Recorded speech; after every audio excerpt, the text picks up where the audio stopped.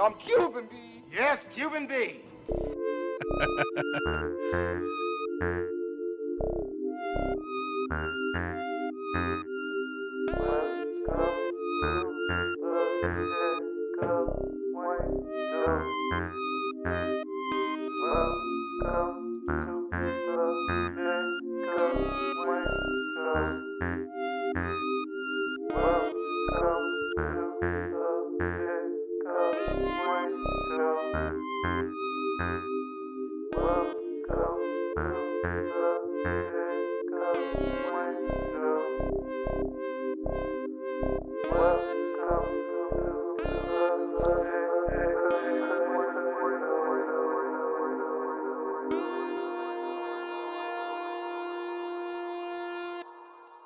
Welcome to the Jacob Wayne Show. I am once again your Jacob Wayne, and back like a heart attack is my sweet boy, Kelin Gibbons. How you doing, son? Doing good.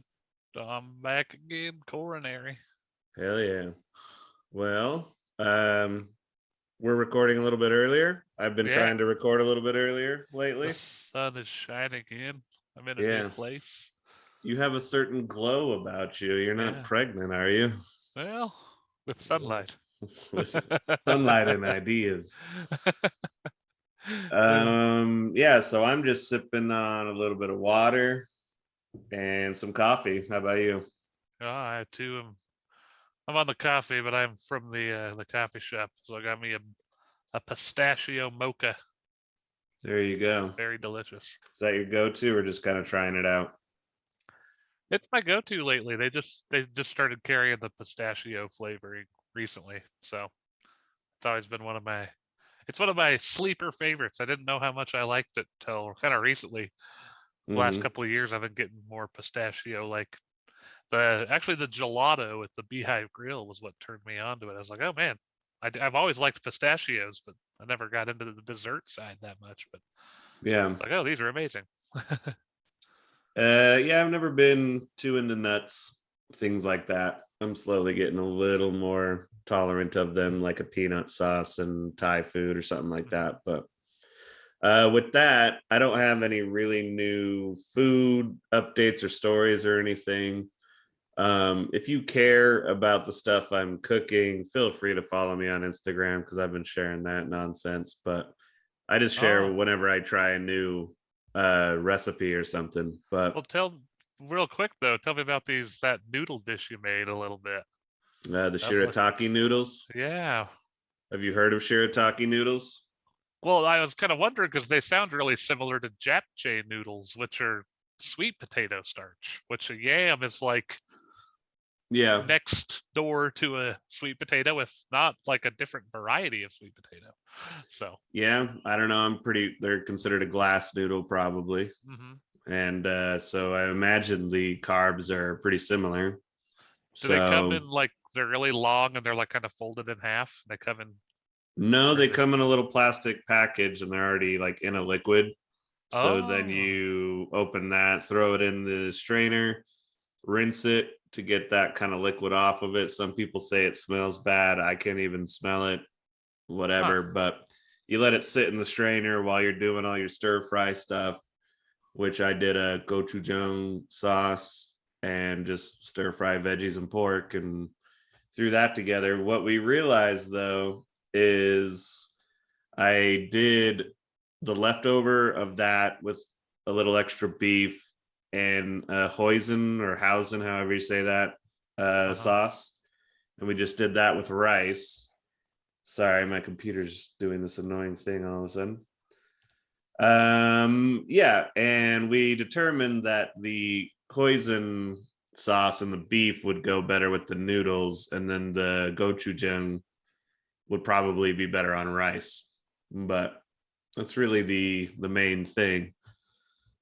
But they're just really low carb. They don't sit as heavy on you as like traditional spaghetti or pasta or whatever. There's apparently a carbonara you can do with them, but just based on the texture, I'm like, I don't know if I want to do carbonara. Like something about bacon and eggs and Parmesan just doesn't mix with that type of noodle to me. It's like, I'll stick with just spaghetti. But I feel you. I felt the same way. I was like, man, I want to try this other stuff, but I feel like it's only good for that kind of dish. It would be yeah, weird in the place of like pad thai, even just like it just has. It's really good in that stir fry place, though. Ooh, yeah, I love that japchae. absolutely. So, but yeah, we're gonna use this food section to have you tell me a bit about your travels. What have you been up to lately? Yeah, so I spent 11 days out of town, and first I was in Oklahoma City, which is where my girlfriend lives, Mm-hmm. and she's going to school. So um, let's see. I'm trying to think of what we did there. We found a really cool boba shop. Uh, she's been there before, but we stopped by there again, and they got some really like the biggest variety I've ever seen in a boba place. They had just like Mm-hmm. tons of flavors of both tea and boba. It was fun. I got like a coffee one, and we went back and I got a fruity one, and it was tasty. Hell yeah. Um, the other place, I think I shouted it out last time, but there's a place in Norman, Oklahoma called Moon Sushi, and it is just the bomb. I think we mostly got exactly what we got the last time we went there, like crab cakes. They have those little steamed buns with pork belly, some Mm-hmm. good sushi, and some fried rice. Oh, it's all really good.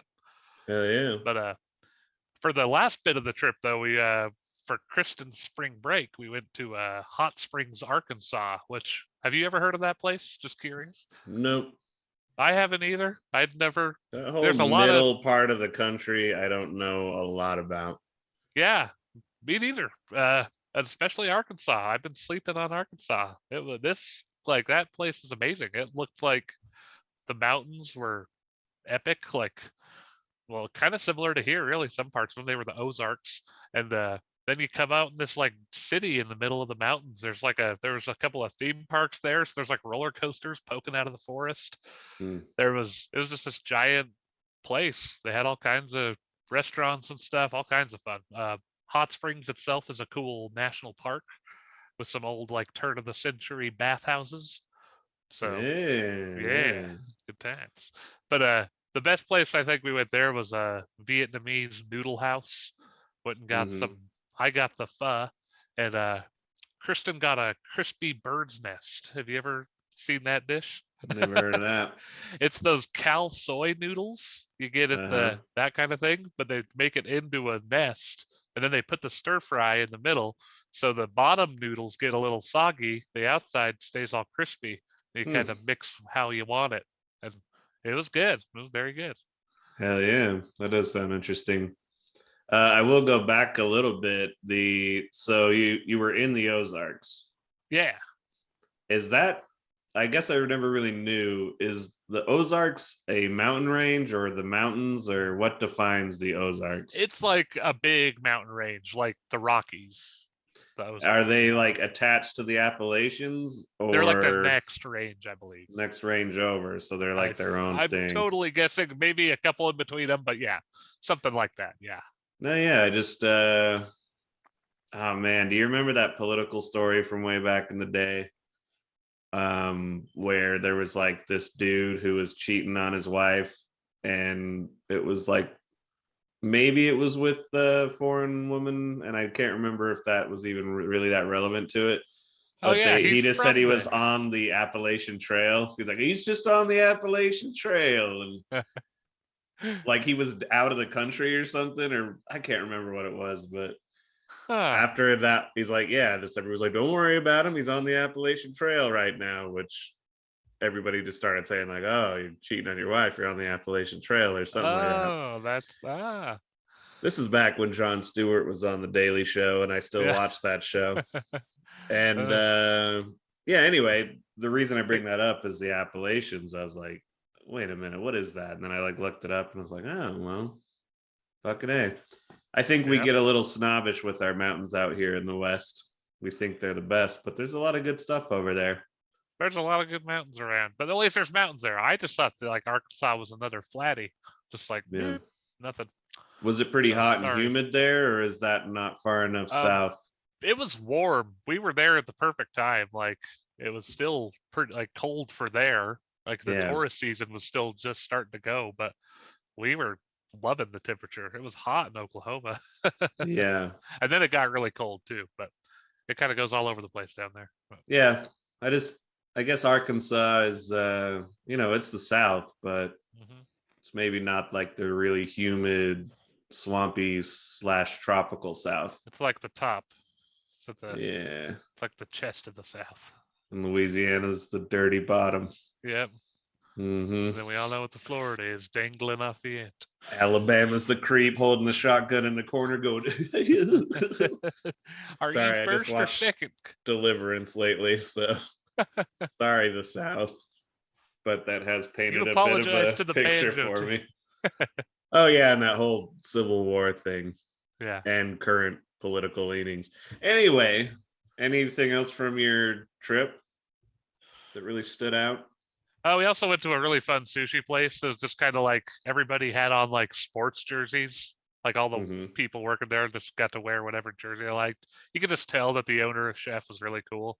He Yeah. wasn't in that day, but this seemed just like a cool spot. And they had some really good stuff. We got like a deconstructed.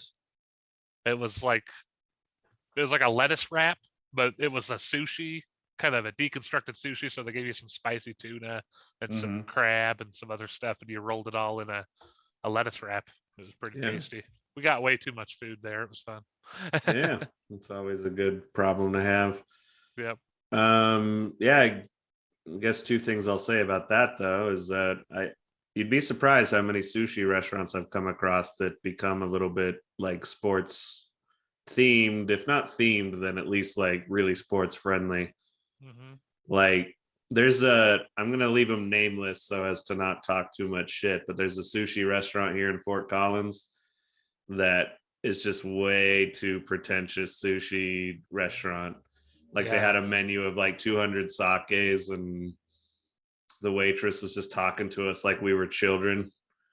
And like we just dropped in to be like, we want sushi, but like, oh, holy shit, it's one of these places. And Yeah.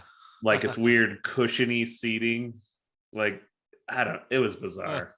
Oh And man. it's like, you will eat whatever the sushi chef will prepare today. And you're like, all right.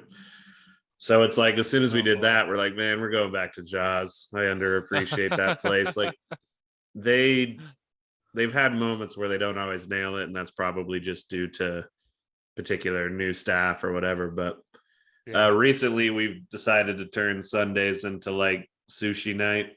Ooh. So rather than kind of going nuts on the breakfast on the weekends, it's like one day, like maybe Saturday, we'll do, a good breakfast. Then Sundays, something a little smaller, like walk down, get those cheaper burritos or the colache. And then Sunday night, we have like this whole thing. You get your miso soup, you get a chum bucket. Did you ever get one of those at Jaws? Yeah. Oh, somebody did. I didn't, but Yeah. somebody did. I saw one. So that like kind of fills you up pretty good. So you don't Mhm. have to overdo it on rolls. So you Yeah. get the chum bucket and then you get a really nice roll. Dude gets another nice roll, and then you just kind of get a regular one kind of in between if you need it, but you kind of don't. Yeah. Maybe you get the edamame. Yeah. Yeah. They had those dynamite mussels too. Those things were so good. I love those. Oh yeah. That's if you got a little extra spending money. That's super tasty though. Yeah, they're a little pricey, but they're really not bad compared to a lot of sushi places. Yeah, it's not that bad. It's just if you're kind of trying to budget, like budget meal every week, that's like not as filling, but it's super delicious. And that's kind of like, that's why you bring people there when they're on their vacations and they pick them up sometimes. Hey. Yeah. Anyway, anything else along those lines before we move into our other segments? No, I think that's about it, really. Well, So, cool. I think I managed on some of these solo pods. Like I'm getting a little better at that. They nice. are kind of hard to keep focused because you don't have anybody giving you any feedback. Uh-huh. So then you're just like kind of go off and they're like, wait a minute. Like last week, I decided to dip my toes into this recent transgender swimming controversy. Oh. And for an update, let me see if I can be succinct, and you'll help me maybe be succinct. And I was actually going to see like somebody. I don't want this to be an ongoing thing on this show because I don't feel like we try to be controversial, but we do talk current events and Yeah. politics a little bit. Yeah, maybe I'll I don't know. This is a little long. Anyway, maybe we can read some of it and we'll get into it. But anyway, so to catch you up to what I said, it's been popping up on all the social media lately. It's the new culture war like Yeah. subject for the week or the month. What's your side? Pick your Yeah, side. pick your side. And I think it's pretty clear that everybody on the right that even gives a shit is full of shit. Yeah. Because they never gave a fuck about women's swimming before this. Like, they don't care about women or women's sports or swimming. They just found an avenue to move and kind of spew pseudoscience-y stuff. And I also clarified that I don't really know the science of this stuff very well, and I would be more than happy to have somebody write in and prove me wrong. And that's what this is going to be about. Nobody wrote me. It's just something that matched what I was asking. But I did say that there is an element to the left angle on this where they get so mad when people are like, well, didn't she place like 460 something and then place first as soon as she transitioned to being a woman? And so all I wondered is, it's like, well, maybe shouldn't they like kind of start adjusting this to like weight or muscle mass or some kind of thing? Like, you don't have to make an entirely separate competitive wing or whatever you want to call it, but it's like, it's kind of like boxing. It's like you have different weight classes. It's like maybe that's a solution. And at the end of the day, I don't care. Like, compete. Do your thing. I don't give a fuck. That's the whole Do thing. it. Yeah. But like, I was just like, I don't know. Like, maybe there is like, yeah, I got the body of a man previously and I've transitioned. Yeah, I'm gonna kind of dominate for a minute, but that's what this is about. So this is from a former swimmer named Leah on a meme from the internet that a trusted friend posted. I won't say her name because maybe she doesn't want to be pointed out, but it is internet meme stuff. So let's break that down real quick and we'll decide if it gets a little too one way or the other. Sound good? Indeed. All right. So none of you cared about women's sports before you had a reason to. Beyond that, though, Leah has not dominated this sport, nor have any other trans athletes. She placed 5th and 8th in other events at the meet. Also, the 500 free sucks, and I've even seen many a man, capitalized, sorry to get in kind of like an attitude that just like, flop out of the water following that event. I give mad props to whoever does this event. I purposely sandbagged it so I would never have to do it again. But her wingspan and height, the biological advantages. Michael Phelps has a longer than average wingspan, a larger web in his feet and hands, hyperextended joints, main advantage in his ankles, and produced less lactic acid than other athletes.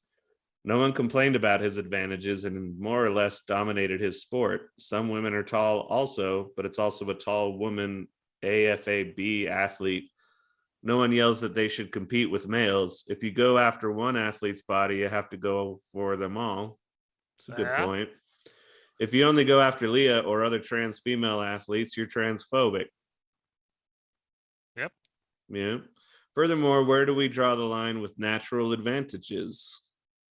But she's AMAB. So they had to test her hormone levels before she swam. She had no more testosterone than what was outside a female limit. Her muscle mass began decreasing at 3 to 6 months.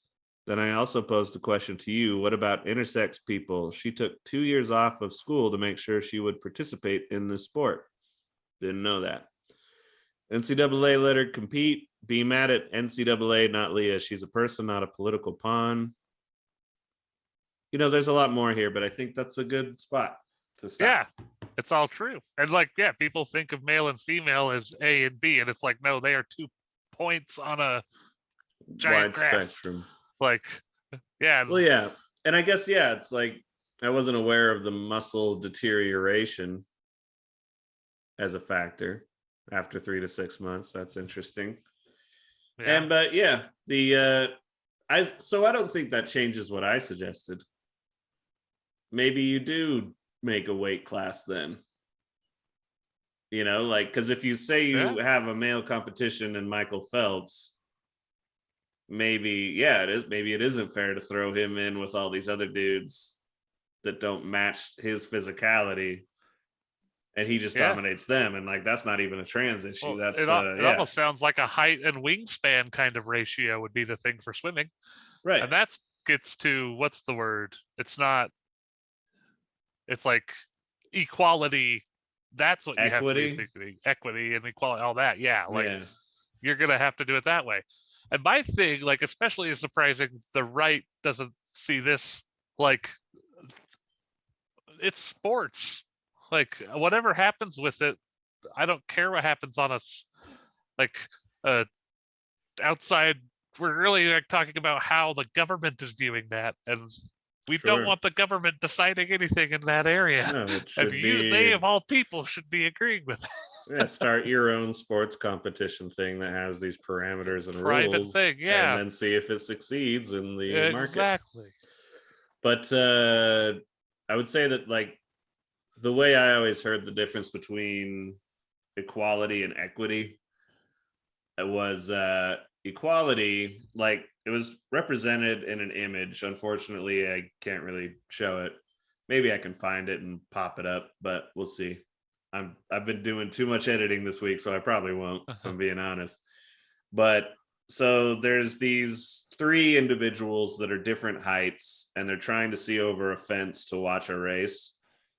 Yeah. And the fence is too high for all of them except one. So for equality, they give them each like a stack of 5 books each. And that's equality. And so this really tall person can see, it's like almost unsafely leaning over the top of the fence. The one in the middle can see over really well. And then the little guy, he got the equal amount, but he's still not quite tall enough. And then equity is everybody gets the right amount of books to stack to see properly. And maybe the really tall guy doesn't even need one. Exactly. And I think that's pretty similar.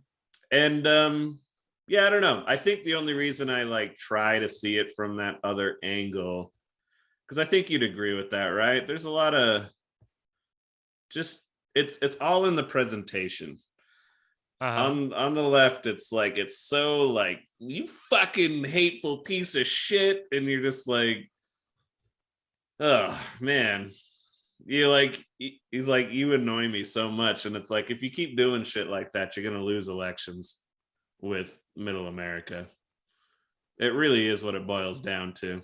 They still want you to be nice. Yep, it sucks, but yep. But it's, you gotta like present. And as I pointed out in my last episode, it's like, I get the perspective of like, I've been trying to make my points calmly for 20, 30 fucking years, and they never fucking listen. So fuck them and fuck you. And it's just like, I understand the feeling.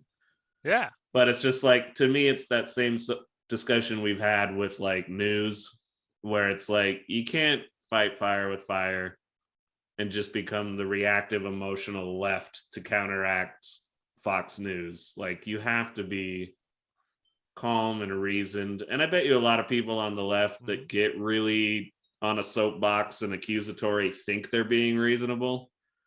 And I'm not going to call anybody out, but I got tons of friends on my social media that are like, holy shit, calm down. Like, you were annoying as fuck, and I agree with you. Like, you're making me want to disagree with you. Yeah. And then I have to check myself, like, oh, I'm just reacting to you emotionally because you're annoying as fuck. Yeah. And I think that is a fucking problem on the left, because we got midterms coming up. And we already know, like, and that's the thing. The right is so fucked that it's not even worth talking about how fucked up they are. Like, I'm just trying to criticize my own side so we don't, like, lose this country to Republicans. Because yeah, I actually think that's the stakes. Is Yeah. they almost tried to overthrow a free and fair election and take over the government to install whatever weird culty Christian theocracy they wanted. That was just like, no, we just believe him now. Like, facts don't matter. Just whatever he says. If he says it's fake news, it's fake news. And it's just, the right's fucking scary. So sometimes when, I don't know what the good analogy is, but it's like people on your side of stuff. It's like they're Leroy Jenkinsing their way into the political fray. And we all know that elections, whether it be midterms, presidential, or whatever, are decided by the middle of this country. Like, this country is not a liberal country. It's not as crazy right as some people think, but yeah, no, a lot of people don't give a fuck about this stuff. And so when elections come around, they're like, what are the issues right now? Oh, people are freaking out about this. And then these guys say that they just want their hamburgers back. Like, well, shit, I like hamburgers. Yeah. It's just like fucking assholes. Like, yeah. And it does always boil down to the American people need to do their own research, and they are responsible for the shit we're in. It's not these institutions, it's the institutions they asked for and allowed and put up with. So yeah, I think that's what it is it's me trying to tackle my own emotional reactions to things and like trying to call out people I agree with for their approach to like trying to convince people, because they're doing a shit job. Yeah. I think there's a better way. That though, what I just read had a little bit of that annoying social media stank on it, but yeah, it made good points. Yep. So I don't know. Every time I get done talking about it, I feel, oh boy, did I just piss somebody off? And I'm like, yeah, I guess I did, but whatever. You're always gonna piss somebody off. We only have 5 listeners anyway, so We're down to 4 now. Shit. And you know what's fun about it too is people that say they listen to this show and people that would have a reaction and would actually say something. You can tell when they haven't watched the show and they're full of shit. Yep. There's one person in particular that it's like, you guys just like talk about music on that thing, right? And I'm like, yeah, just music. Yeah, I had somebody say, hey, you're from the Jacob Wayne show, and said something like that. Yeah. Like, yeah, you guys do really cool coverage of world events or something. Hey, at least they're a little more accurate than this other motherfucker. Yeah. But anyway, that was a bit of that. And that's what I did while you were gone, as I wet my feet in controversy. There you go. But anyway, let's move along here. I made a new music drop for when we discuss music. Are you ready? Oh, shit, yeah.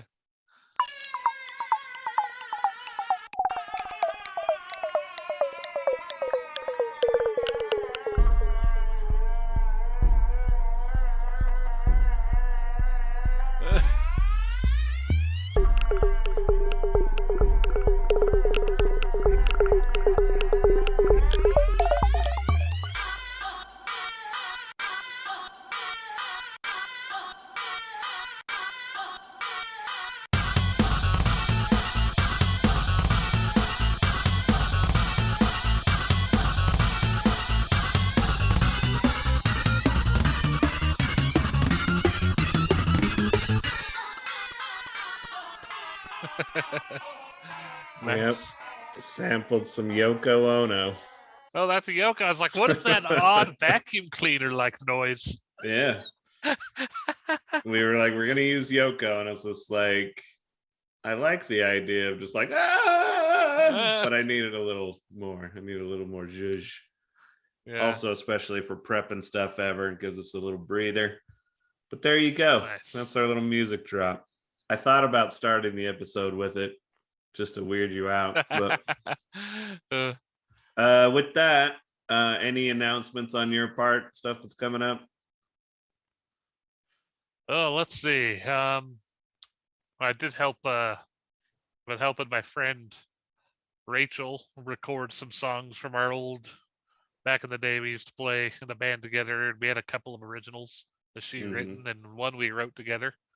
So we finally went down to the studio and got those recorded. So coming down the pipe in probably a couple of months will be a little EP from her. So What I'll will that announce be that under again? Does she have like a band name or I'm just her not sure what name? she's gonna call it yet. I'll have to ask her what she's gonna call it. So All right. I will definitely let you know a little closer to the release. Cool.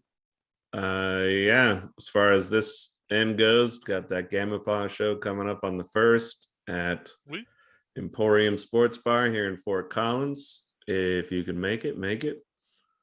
With that, any other music news or info before I get into some new releases? No, I can't think of anything. I did see Parliament Funkadelics doing on their final tour, their farewell tour. I We could wonder go if see him in that's Vegas. true. You know, there's always the bands that do that. They're like, this is our last one for the 4th time. Yep. But goddamn, it's a lineup. They have the Grey Boy All Stars with them. I would love to go see that show. Mono Neon is kind of a fun bass player. Have you seen him? Yeah, he's been kind of messing around with those guys here and there. I don't know how much, but yeah, George Clinton's getting old. So yeah, it would make sense. And there's a lot of concerts coming up that I'm pissed I'm as broke as I am. Well, yeah, because I'll bet that one's pricey. Yeah, there's a 25th anniversary South Park show at Red Rocks that's going to have Primus and Ween. Oh, and it's like, God damn it. And then for my particular taste, there's Rob Zombie, Static X, Power Man 5000, and Mudvayne going on tour. And I'm like, Jesus, that's like everything I listened to in high school. I think I saw Static X ones. Did you? I think so. Or wait, is there another X band? Probably. Maybe it was Symphony X. Probably Symphony X. They're like more metal, straight ahead. Like Static X is like dancey techno. Okay. New metal stuff. They were with Iced Earth, so it was Symphony X. Man, dude, we gotta. I'll take out a credit card to go to that South Park show. That sounds awesome. It might already be over. I'll bet it's already. You had to like kind of RSVP or something to like see if you got selected to be able to go. Yeah. Damn. Yeah. And then but I mean we could take a look. But I also got a ticket for Meshuggah thinking like because I told Shockey it's like this is a band you need to see. And then he was just like, okay. And then he's like, wait a minute, after I bought them, I'm actually going to be out of town. I was like, well, that's great. So I decided to like see if I could get a refund. They're like, nope. And then I was like, wait a minute, Kelin can go. So that's in October, and hopefully that all works smoothly. Man, I feel like there was another show. Yeah, one that's like pretty affordable, band that both Shockey and I have recently gotten into called Molchat Doma.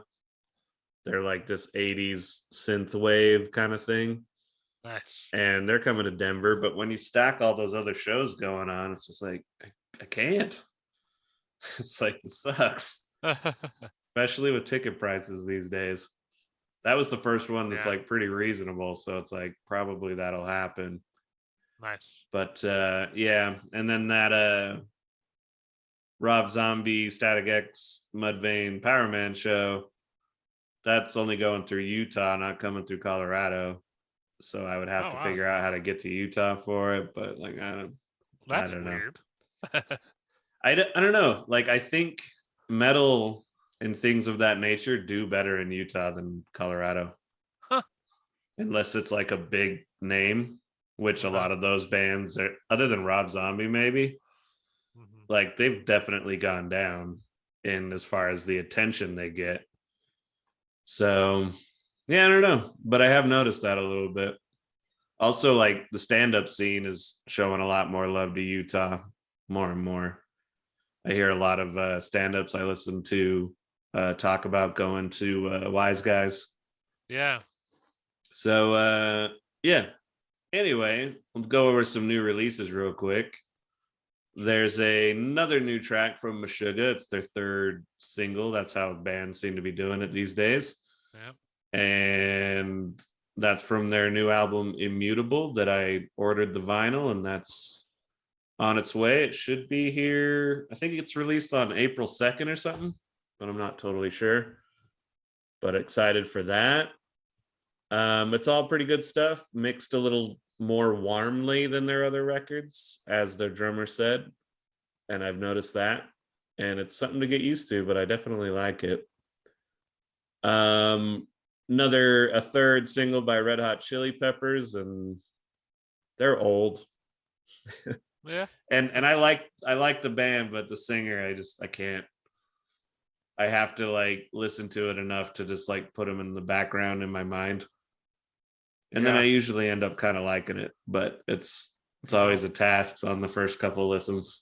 you don't have what he got and got it put it into you? No, and I'm not going to give it to him. I'm going to take it away and I'm going to smash his face in California. Leave him under the Quit bridge. singing about California. But new track from Killing Joke, which I haven't listened to yet. This looks like it's called Lord of Chaos. I don't know if that's the name. I think that's the title track for a new record, which I'm excited about. Nice. A new track from Bauhaus called Drink the New Wine, and Bauhaus is like classic gothy 80s shit, so I'm excited to see what they're up to these days. New track from a local band that we're kind of buddies with a little bit. They're called Pink Fuzz. They just released a track called Fading Away. Once again, these are released today. We're recording on Friday, so haven't listened to a lot of these. And last but not least, there's a new album by the Cowboy Junkies called Songs of the Recollection. And I'm excited to jump into that. 9 tracks. Hell yeah. And then all I would say is that there's nothing to go over on movies today. Unless you got something you're dying to talk about. Well, I saw the new Batman while I was in Oklahoma. Okay, we'll get into that a little bit. But yeah, I've started doing more of the chatting movies, movie reviews with our buddy Michael Valentine. We recorded a Oscar predictions and thoughts episode yesterday.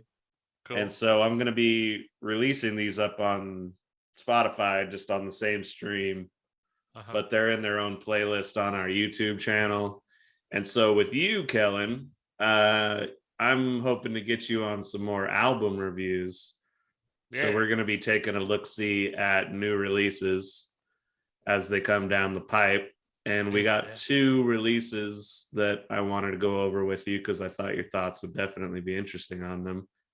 One is from the new like horror rock rap DIY band Horror, which they spell their band name HO9909. That's what that is. I was like, how do you even say that? Yeah, 9 to 9. It's all stylistic. So their new record Skin, which was produced by Travis Barker, the drummer from Blink-182, and has a lot of like guest appearances on it from singer of Slipknot, and then Saul Williams, the poet guy. It's kind of an interesting record, but we'll release that as album in it. Yeah. And once again, we'll release that on the audio stream and on its own playlist. And then we can really kind of zone in on the records a bit more. And then the other one is the new Ghost record, which, have you ever listened to Ghost much? Just a little bit. I'm interested to hear your thoughts, but we'll save it for those. And hopefully we'll get those to you soon. But yeah, that's the new album, Impera, which from what I hear is a bit of a stylistic shift slightly for them. But I don't know. We will hopefully have those up for you. They might even be up before this episode comes out. So we will see. We will see. But with that, we don't even need to do the movie drop. This might be kind of quick, might be kind of long. I don't know. What do you think of the new Batman? I enjoyed it. It was good. Now, are you a big Batman fan? Not on the level of you and Mike, I wouldn't say. But... So it's like you don't have like little geeky moments when you're like, oh, the Penguins, it's the Iceberg Lounge. Oh, fuck. They've never shown that. See, yeah, those two twins at the gate are Tweedledee and Tweedledum. They didn't even say it was them, but you're like, names. Holy fucking A, that's them. Nice. So yeah, there's like, where do you think it stacks on the other compared to the other Batman movies? Like, where do you place it? Yeah, I liked it a lot. You know, I don't know if I've caught all of the recent ones. I know I saw like the big ones, The Dark Knight Rises and Arkham Asylum. There's like a. Well, Arkham Asylum is a video game. I mean, not. What's the one with Arkham in the name? None. There's not a movie with that? Oh. No. Oh, shit. So there's the Nolan trilogy, which is Batman Begins, The Dark Knight, and The Dark Knight Rises. You probably saw all those. I saw the Dark Knight and The Dark Knight Rises, yep. So do you like this new one more than any of those, or do you like those a bit more? Yeah, it's been so long since I saw those, but I did kind of like the vibe of this one. It was a little different. It's pretty cool. So like, and I talked ad nauseum about this movie with Mike in our reviews. So if you want to get deeper with it, go listen to that. But I will say that I threw on The Dark Knight the other night when I was like eating some food late after painting, and nothing tops Heath Ledger's Joker for me. Like, that's just like a transcendent performance to me. Like, it's just something else. And it's so deep in like the id of humanity, like the questions and fears it brings up, and like the humor and the agreement even sometimes, which is a little freaky, that you're like, yeah, it's just transcendent. It's like hard to put your finger on why it's so good. But the rest of The Dark Knight, it's a little goofy. Yeah. It's still really good, but like Christian Bale's like, I'm not wearing hockey pads. It's like his weird Batman voice, and you're like, yeah, a little aggressive. I think I like this new Batman, like at least the overall little more vibe and everybody's acting and approach. And like the Elliott Smith soundtrack. Yeah. Nirvana. Oh. How dare you? But was that actually Nirvana, or was it a cover of Nirvana though? No, it was Nirvana. That was Nirvana. Wow. Yeah. That's my favorite Nirvana song. Well, I've always thought it would be cool to do like, no, just those. Yeah, they were all Nirvana songs. There's like a couple of little emo moments, like the song coming. I'd have to watch it again. I know they use that song twice. Oh, gotcha. And then the score kind of blends with it a little. Yeah. And they adapt it. But since you are more of the music guy, what do you think of the score? I thought the score was awesome. Yeah, no, I dug it. It was like, and he's the guy that does like the Incredibles score in like a lot of Pixar movies. And I'm like, oh, which are always good. Yep. It's like he's really good. So I don't know. Yeah. I would say the last thing that really brought the movie home, and I always gotta like put this out of the review too much, but the theater I went to was like 10 times better than any theater I've ever been to. Oh yeah. It had like the big recliner seats with all the buttons like moving all around, seat heaters. Hmm. Sweet. I was We like, I have had one been, of those here. If you yeah, ever come down and there's something worth seeing, yeah, you we can should get a do. beer, lean back. Yep, they had a bar. I don't know if it was open yet, but yeah, that's awesome. Was this in Oklahoma City? Yeah, Do you remember the name of it? Shout out the it was an spot. AMC theater, Ah, I just think. one of those. Yeah, I Okay. think so. That's a chain, so you can usually find those. Yep. One little added point, because this happened after we released the Batman review. They just released, so they have a website called rataalata.com. If you remember Huh? that little bit of info from the movie, Yeah, I do and remember. you go in there and they give you like, are you ready to play a little game? And it's all like Riddler stuff, and he gives you these riddles. So they recently just did one where if you answer the three riddles, you get the deleted scene of Batman talking to the Joker, like Hannibal Lecter. And so it's like, it's interesting. It's an interesting approach, because they're like, instead of like waiting to introduce him in a new movie, they're like, nope, Joker's been around already. Batman's already captured him. He's in Arkham Asylum. He'll probably escape because it's fucking Joker. But Yeah. yeah, like they released the scene and they got the new guy playing him. And yeah, it's just like nowhere near Heath Ledger, but it's still really great. And it's like funny how like spoiled that like Batman fans are. Where it's like, yeah, it's really good. Cinematography's great, the acting's good, but just not my favorite one. Yep. Just like there was a time when you're like, oh my god, I can't believe we're getting this. But it was like a cool little thing. So if you go rataalata.com, they got all these like fun little spoilery post movie things you can do, and it's like, Cool. yeah. Anyway, Nice. with that, we will maybe skip over some of the news stuff I was going to do, and we'll just get to this day in history. On this day. All right. So, first of all, Aretha Franklin's birthday. Hell yeah. Mm-hmm. Let's rip in peace. Yeah. But what a singer. Yeah, she's great.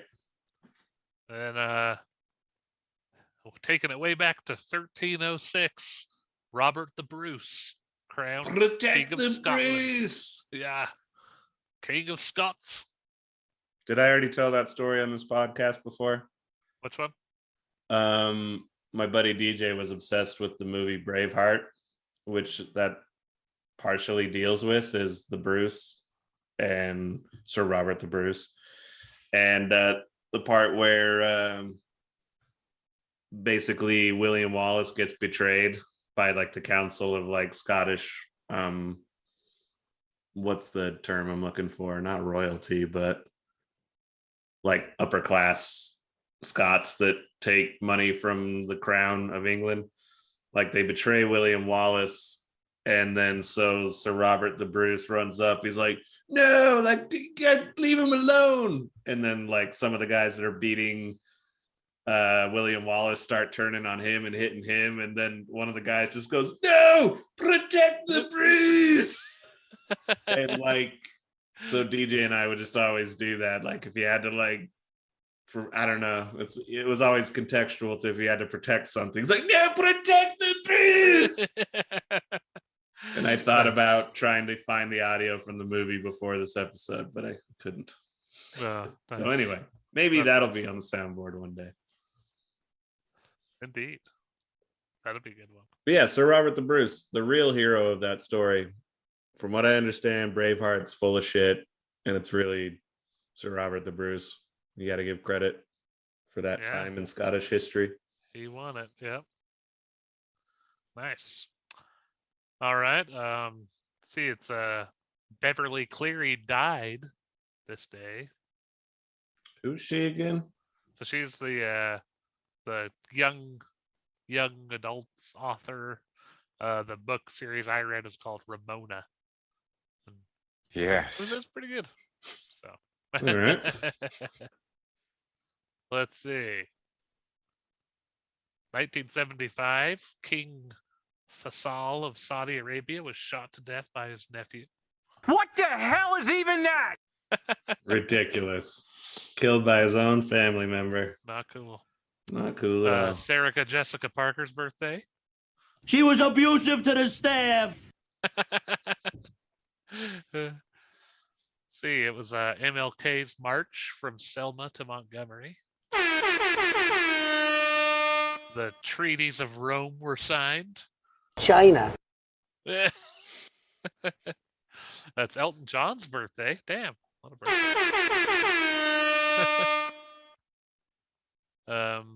Gloria Steinem was born. Who is she again? That's a She's name I a know. leading advocate of women's liberation movement who helped found Miss Magazine. All right. Claude Debussy died. He was a good composer. Poor Claude. Claude. Claude. Is he pretty good? Do you know him? Oh yeah, you know him too. He wrote some really popular pieces. We're gonna do a callback. We tried to do this the other day with classic music. Can you do a melody of any of his stuff? It's kind of like the more his like stuff was more like the kind of, what's the word I'm looking for? Funeral dirge. No, like they just sound really nice. You know? Like floaty, nice Images, piano. impressionism. Huh. Yeah, I don't know. It's like, what is his most famous piece? See, this is why I'm excited to do like Kanye West album reviews with you. Yeah. There's some musical stuff in this pool. I was like, nah, it's this. Oh. Because as we know, Kanye West is just as good as all classical musicians. I mean, according to him. Yeah. I don't know about that. 666, the mark of the beast. Let's see. I know you would have heard his what is Claire de Lune? That's the one. Ah, yeah. Yeah. Can you do the that's what I was melody? trying to think of. Toot, toot, toot, toot, toot, toot, toot. Is that one?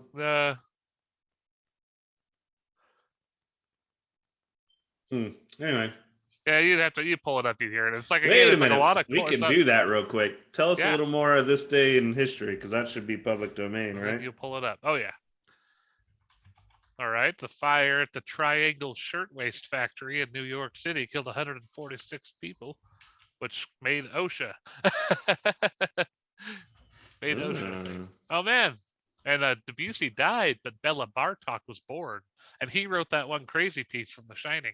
If you are a content creator, shit. you With like a little ding ding ding ding ding, you know that one? Yeah. No. Sorry. It's just like a noise. It's like a ding ding ding ding ding ding ding ding ding. Yeah. So Debussy, Claire de Lune. Yeah, this is one of my favorites. If I had to pick like a favorite classical song. Yeah, it's a nice. Let's was there any more on this day in history while this plays out? There's one more thing I was gonna read you if you wanted to hear. I thought you might find it interesting. Sure. So this is a clip from the Britannica Book of the Year that happened today. Chinese Premier Chow Taoyang. Chow Tong. How do you spell it? Ziyang. Zying. A-N-G. So they have a pronunciation after. This is Xiang. Yeah, Taoyang. T-A-U/Y-A-N-G is how they say to pronounce it. Taoyang. Yeah. Zhong Taoyang, probably, Yep. or something like that. Yep, that sounds right. So, in an opening address to the members of the National People's Congress, reaffirmed the government's commitment to its new economic policies and to expanding contacts with the West. At the same time, however, he emphasized the importance of rejecting pernicious Western ideologies. China.